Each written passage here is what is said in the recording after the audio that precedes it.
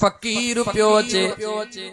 दुकान जे भरमा किरास कई मिठाई जे दुकान सुबह जो सवेर खीर मिठड़ो गरम पियो करे माए जे ला ॾिठई त फकीर थो पियो अचे दिल में ख्याल कई सुबह जी महला फकीर के खीर लपड़ी ॾियां मन यार राज़ी थी पए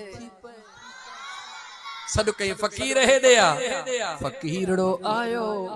गरम गरम मिठड़ो खीर जो गिलास उनखे ॾिनई फकीर बिस्मिल्लाह करे पी अल्हम्दुलिल्लाह चई उनखे न चई त तुंहिंजी मेहरबानी अर्श ॾे निहारे चवे थो यार केॾो न कुर्बदार हई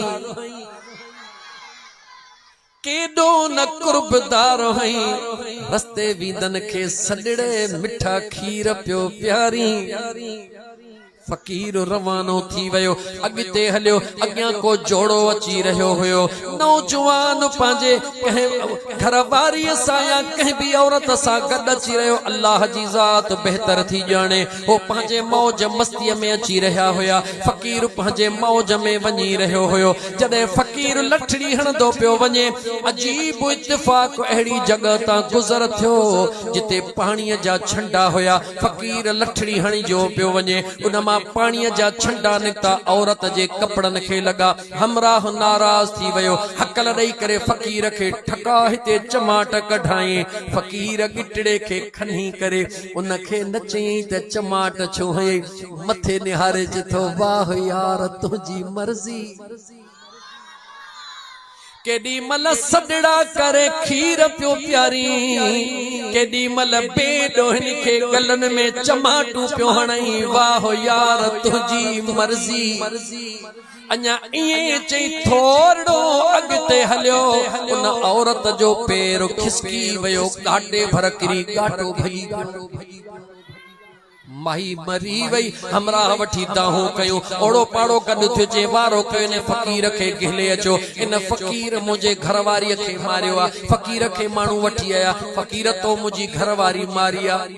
फकीर चयो असा फकीर मानू बाबा असा जो छा असा दर दर पिनण वारा मानू बाबा मालिक के चो कि न तो मुझे जाल के या धी XYZ इन औरत के तो मारियो आ बियो दफो फकीर चयो बाबा माफ कर मुझन में कोई वास्तो ना है जेडी मल हमरा अखियूं ॾेखारियूं त मुझे साम्हूं तो अर्श दे निहारे अल्लाह के चयो देर न थी उन फकीर उन फैसले कंदड़ के जवाब दिनो ओ फैसलो करण वारा ही बेवकूफ गलत थो चवे मुझो मामलो ना है हे बिन आशिकन जो मामलो होयो हिन आशिक महबूब जे कपड़न ते मिट्टी न सठी हुन आशिक पाजे यार जे गले ते चमाट न सठी मर्जी मालिकन जी आ न उन मालिक जी मर्जी आ इने करे खुदा जे वास्ते के जी दिल आजारी न कंदो कर के की दिल न दुखाइंदो कर केड़ी खबर आ वो बेवसी थी पुजी न सके अंदर मां का आह कदे साड़े छडी दुई उन सड़न खां डिज अगर चाही तो अल्लाह जी रजा त कहे सादड़े गरीब जी खिदमत दी कर मता को फकीर हो जे अंदर मां का दुआ करे छे बई जहान अडजी वनी छो त सेवा कर समुंड जी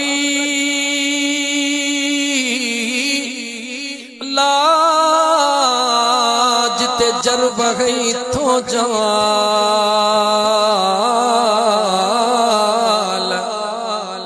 समय बहन था सीर में जिते माणिक मोती लाल हिको मासो मिलई माल त पूजारा पुरथिए मिलंदो कीअं मिलंदो समुंड जे सतह ते अल्लाह यार मोती की न मिलन वेठो हई समुंड जे मथो जो मोती पाण ही कोन ईंदा कुछ लोचणो पवंदो यार समुंड जे सतह ते मोती की न मिलन जन खे सिक मोती जी सुना कागे पवन कुनन मौजन खां मेहरान जे उहे माझी की न मुड़न सेई लाल लहन पिया मज पाताल जे तेरे इश्क नचाया तेरे इश्क नचाया तेरे इश्क नचाया करके थैया थैया थैया जल्दी आओ तबीबा न तो मैं मर गया। हाय हाय अल्लाह करे का इश्क जी ज़री नसीब थी। अल्लाह का दुआ घुर छो त मुंहिंजा दोस्त कदे हिन वजूद मां ॿाहिरि निकिर त ॾाढो मज़ो आहे। बस मां बहराड़ी जो माहौल आहे पाण ते कंट्रोल करे पोइ ते मोटी थो अचां। मुझे महबूब जे फरमान ते याद आ त मुझे महबूब सहाबा के फरमायो त अल्लाह जे नजदीक सब का सुहणो अमल ऐं सब का नापसंदीदा सहाबा जो या रसूल अल्लाह अल्लाह जाने ऐं अल्लाह जो रसूल जाने। त महबूब छा फरमायो अल्लाह जे कुदरत में सब का वधीक पसंदीदा अमल कंहिंजे दिल के खुश रखना कंहिंजे दिल के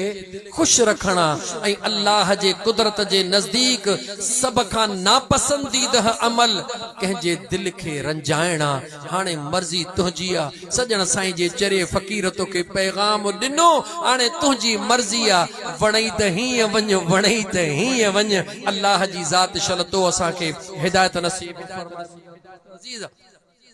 कुरान जी आयत पे पढ़ियम याद अथव न कहिड़ी